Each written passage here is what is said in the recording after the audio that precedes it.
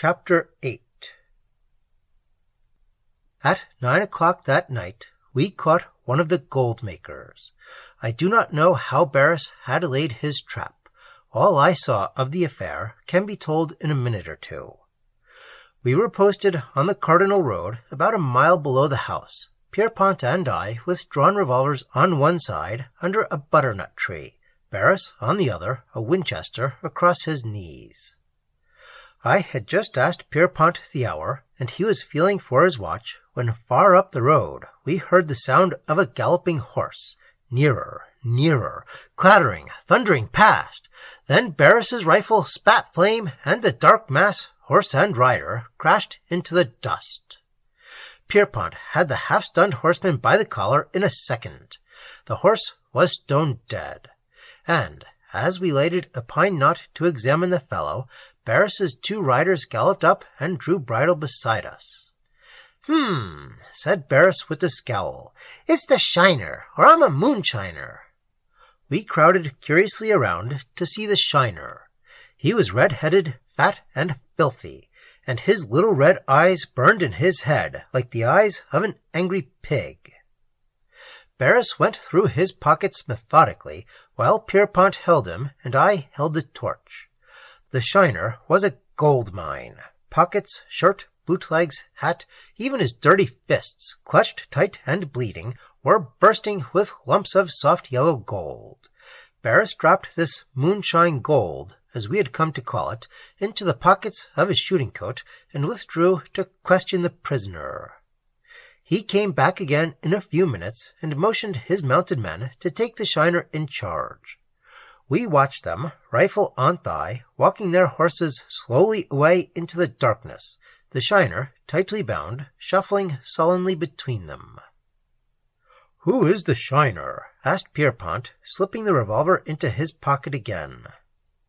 "A moonshiner, counterfeiter, forger, and highwayman," said Barris, "and probably a murderer.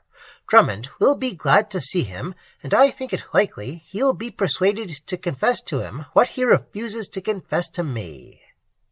"Wouldn't he talk?" I asked. "Not a syllable. Pierpont, there is nothing more for you to do." "For me to do? Are you not coming back with us, Barris?" "No," said Barris. We walked along the dark road in silence for a while, I wondering what Barris intended to do, but he said nothing more until we reached our own veranda. Here he held out his hand, first to Pierpont, then to me, saying goodbye as though he were going on a long journey. "How soon will you be back?" I called out to him as he turned away toward the gate. He came across the lawn again and again took our hands with a quiet affection that I had never imagined him capable of. "I am going," he said, "to put an end to his gold-making to-night.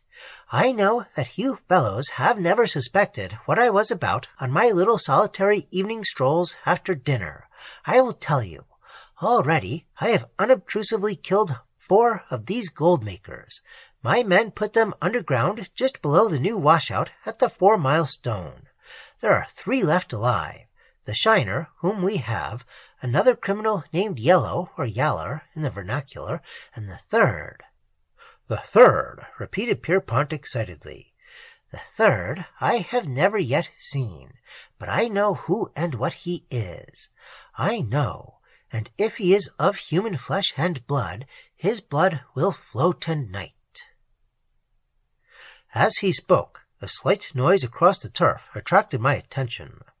A mounted man was advancing silently in the starlight over the spongy meadowland. When he came nearer, Barris struck a match, and we saw that he bore a corpse across his saddle-bow. "Yaller, Colonel Barris," said the man, touching his slouched hat in salute. This grim introduction to the corpse made me shudder, and after a moment's examination of the stiff, wide-eyed dead man, I drew back. "Identified," said Barris. "Take him to the 4-mile post and carry his effects to Washington. Under seal, mind, Johnstone."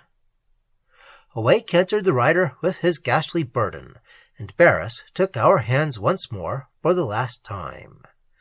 Then he went away, gaily, with a jest on his lips, and Pierpont and I turned back into the house. For an hour we sat moodily smoking in the hall before the fire, saying little, until Pierpont burst out with, "I wish Barris had taken one of us with him tonight." The same thought had been running in my mind, but I said, "Barris knows what he's about." This observation neither comforted us nor opened the lane to further conversation, and after a few minutes Pierpont said good night and called for Howlett and hot water. When he had been warmly tucked away by Howlett, I turned out all but one lamp, sent the dogs away with David, and dismissed Howlett for the night. I was not inclined to retire, for I knew I could not sleep. There was a book lying open on the table beside the fire, and I opened it and read a page or two, but my mind was fixed on other things. The window shades were raised, and I looked out at the star-set firmament. There was no moon that night, but the sky was dusted all over with sparkling stars, and a pale radiance, brighter even than moonlight, fell over meadow and wood. Far away in the forest I heard the voice of the wind, a soft warm wind that whispered a name, Isande. "Listen," sighed the voice of the wind, and "listen," echoed the swaying trees with every little leaf a quiver. I listened.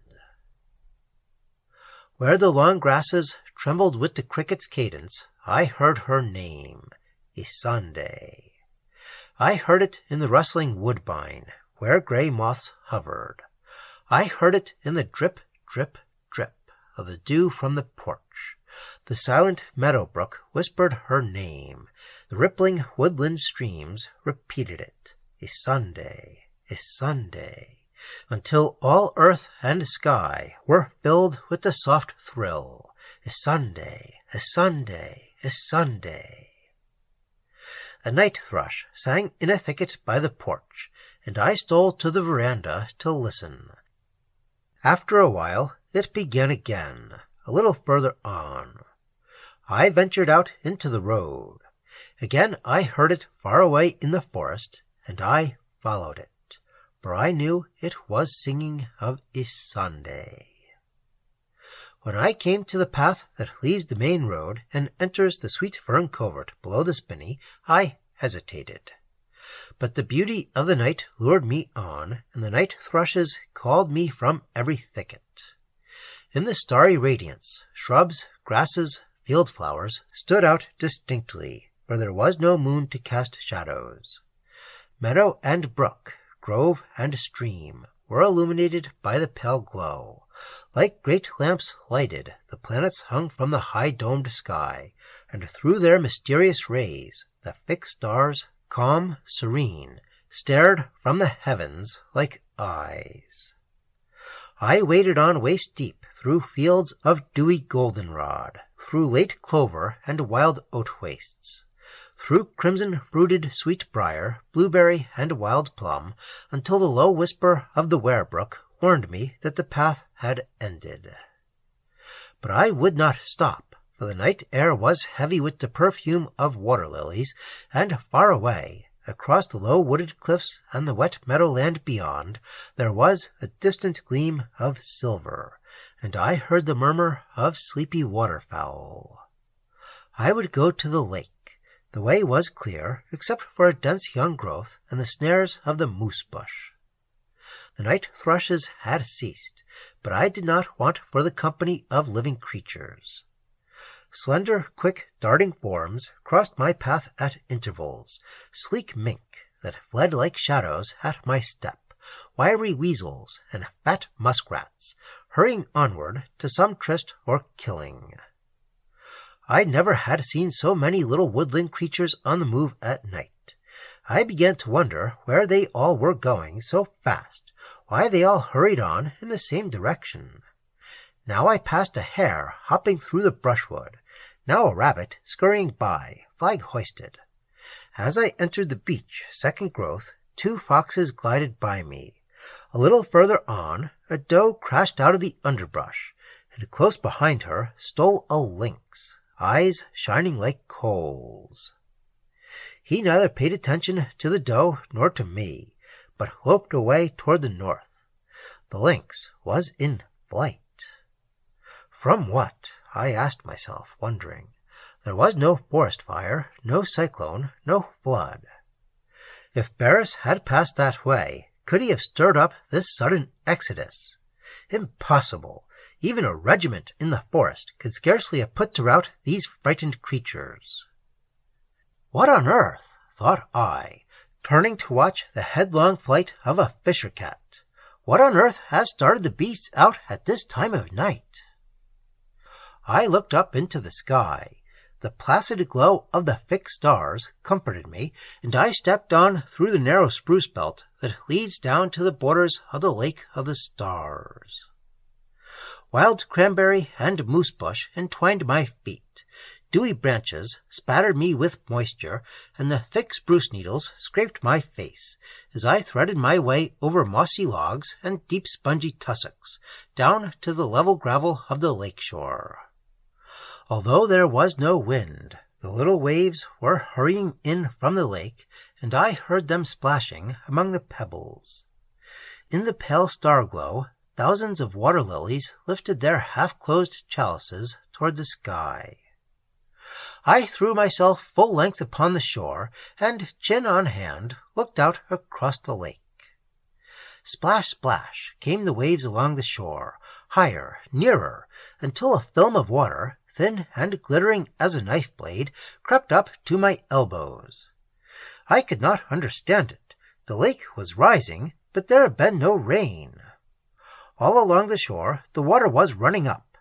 I heard the waves among the sedge-grass. The weeds at my side were awash in the ripples. The lilies rocked on the tiny waves, every wet pad rising on the swells, sinking, rising again, until the whole lake was glimmering with undulating blossoms. How sweet and deep was the fragrance from the lilies!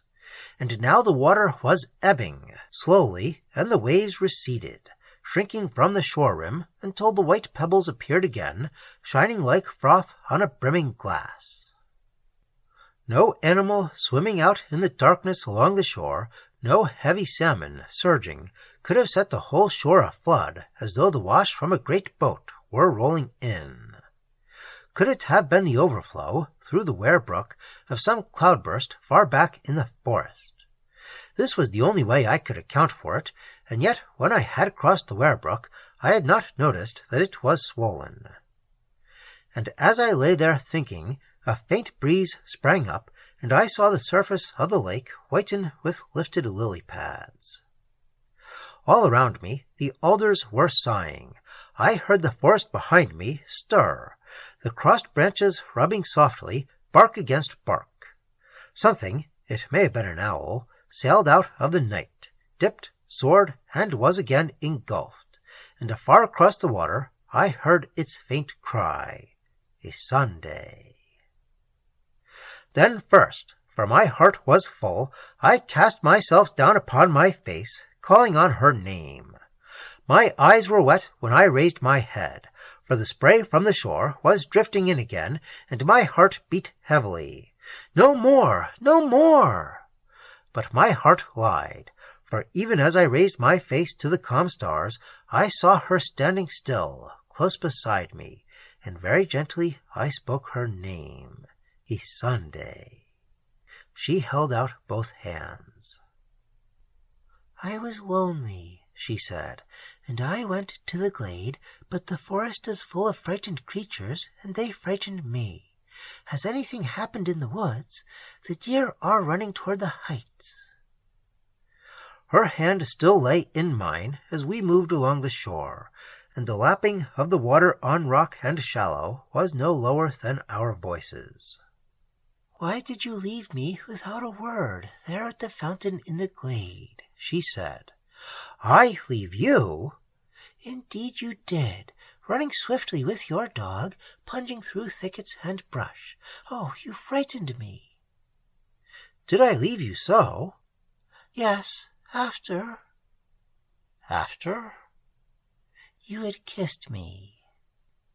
Then we leaned down together and looked into the black water set with stars, just as we had bent together over the fountain in the glade.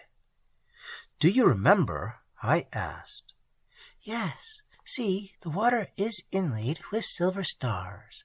Everywhere white lilies floating, and the stars below, deep, deep down." "What is the flower you hold in your hand?" "White water lotus." "Tell me about Yue-Laou, Dzil-Nbu of the Kuen-Yuin," I whispered, lifting her head so I could see her eyes. "Would it please you to hear?" "Yes, Isande." "All that I know is yours now, as I am yours, all that I am. Bend closer. Is it of Yue-Laou you would know? Yue-Laou is Dzil-Nbu of the Kuen-Yuin. He lives in the moon. He is old, very, very old, and once, before he came to rule the Kuen-Yuin, he was the old man who unites with the silken cord all predestined couples, after which nothing can prevent their union. But all that is changed since he came to rule the Kuen-Yuin. Now he has perverted the Shin, the good genii of China, and has fashioned from their warped bodies a monster which he calls the Shin. This monster is horrible, for it not only lives in its own body, but it has thousands of loathsome satellites, living creatures without mouths, blind, that move when the Shin moves, like a mandarin and his escort. They are part of the Shin, although they are not attached. Yet if one of these satellites is injured, the Shin writhes in agony. It is fearful, this huge living bulk, and these creatures spread out like severed fingers that wriggle around a hideous hand." "Who told you this?" "My stepfather."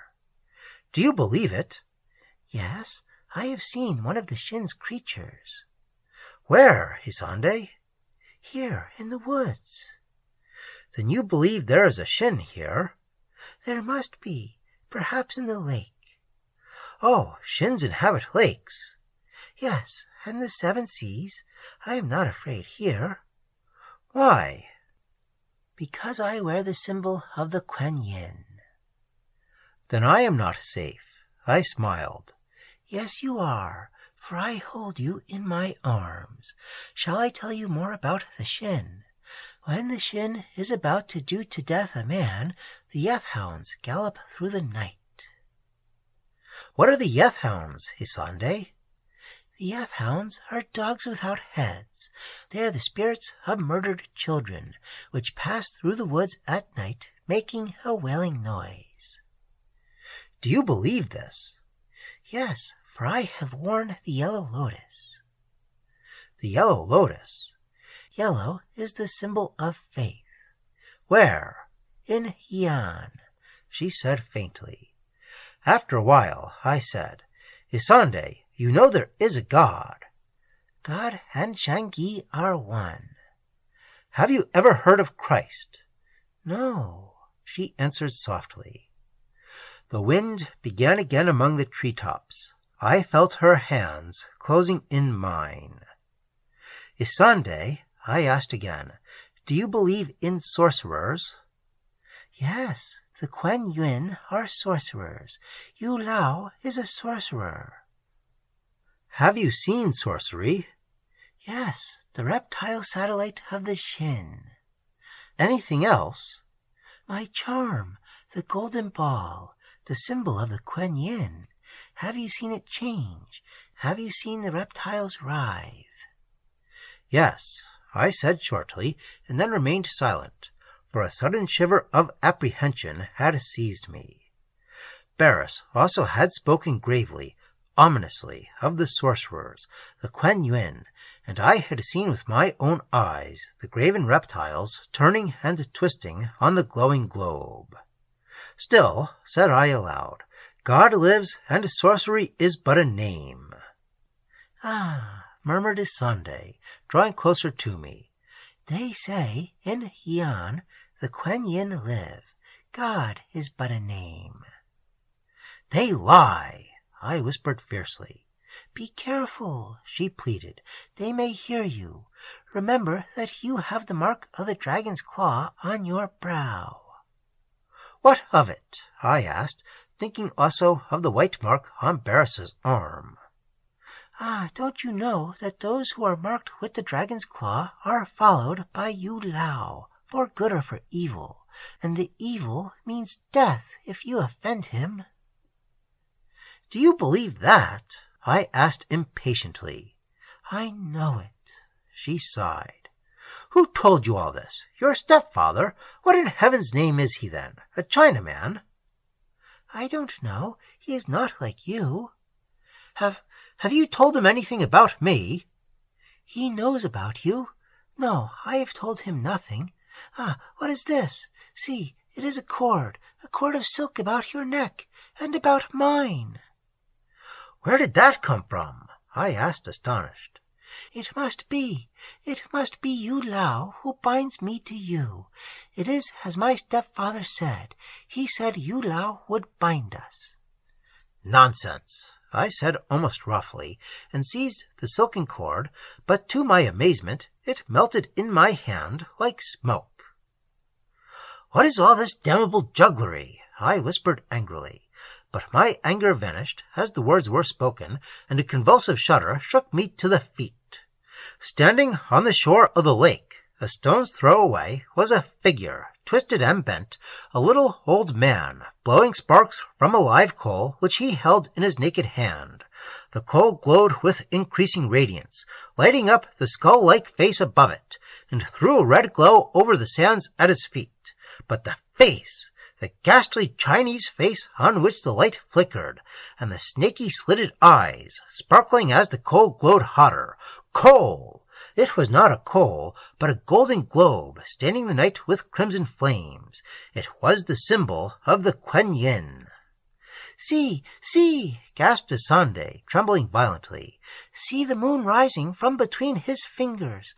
Oh, I thought it was my stepfather, and it is Yue-Laou, the maker of moons. No, it is my stepfather. God, they are the same. Frozen with terror, I stumbled to my knees, groping for my revolver, which bulged in my coat pocket. But something held me. Something which bound me like a web in 1,000 strong silky meshes. I struggled and turned, but the web grew tighter.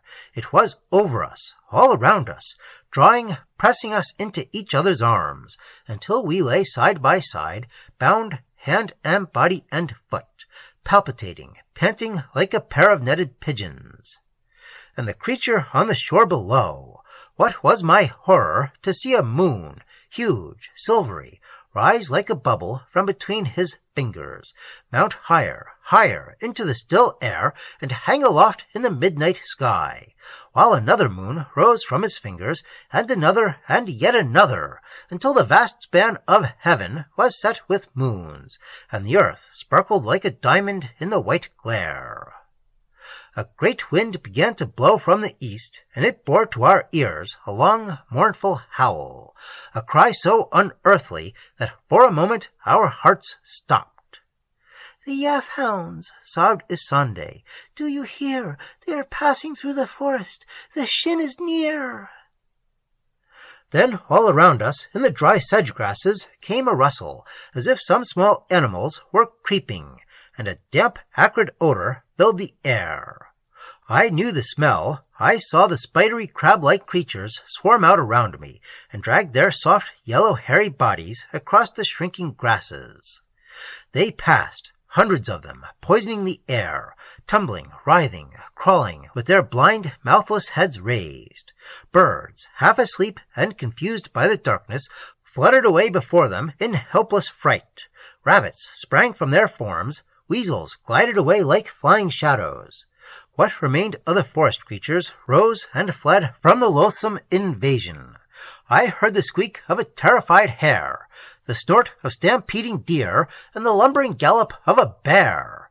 And all the time I was choking, half suffocated by the poisoned air. Then, as I struggled to free myself from the silken snare about me, I cast a glance of deadly fear at the sorcerer below, and at the same moment I saw him turn in his tracks. "Halt!" cried a voice from the bushes. "Barris!" I shouted, half leaping up in my agony. I saw the sorcerer spring forward. I heard the bang, bang, bang of a revolver, and as the sorcerer fell on the water's edge, I saw Barris jump out into the white glare and fire again, once, twice, 3 times, into the writhing figure at his feet. Then an awful thing occurred. Up out of the black lake reared a shadow, a nameless, shapeless mass, headless, sightless, gigantic, gaping from end to end. A great wave struck Barris, and he fell. Another washed him up on the pebbles, another whirled him back into the water, and then, the thing fell over him, and I fainted. This, then, is all I know concerning Yue-Laou and the Shin. I do not fear the ridicule of scientists or of the press, for I have told the truth. Barris is gone, and the thing that killed him is alive today in the Lake of the Stars, while the spider-like satellites roam through the cardinal woods.